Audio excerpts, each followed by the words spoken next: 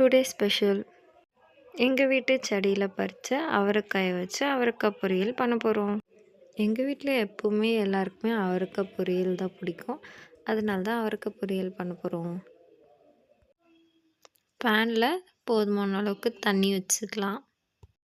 First அவரைக்காவை நல்லா clean பண்ணிடலாம். Clean பண்ணிட்டு அதை நல்லா தண்ணியில் அலசி வச்சிடலாம். அலசி வச்சுருக்க அவரைக்காவை எடுத்து போட்டுடலாம். உப்பு கொஞ்சமாக போட்டு நல்லா வேக வச்சிடலாம். நல்லா வெந்துருச்சு. இப்போ அவரைக்காவை எடுத்து வடிச்சிடலாம். வேக வச்ச தண்ணி வடிச்சிடலாம்.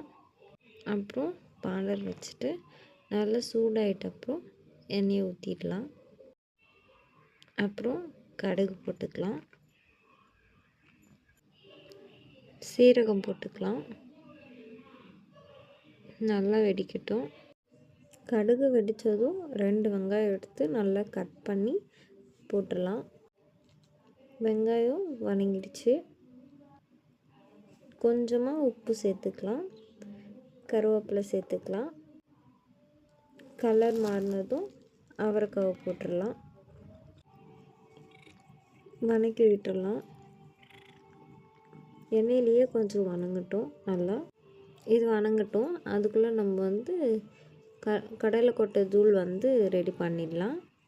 கடலைக்கொட்டையை நல்லா வறுத்துட்டு மிளகா போட்டு இடிச்சிக்கலாம்.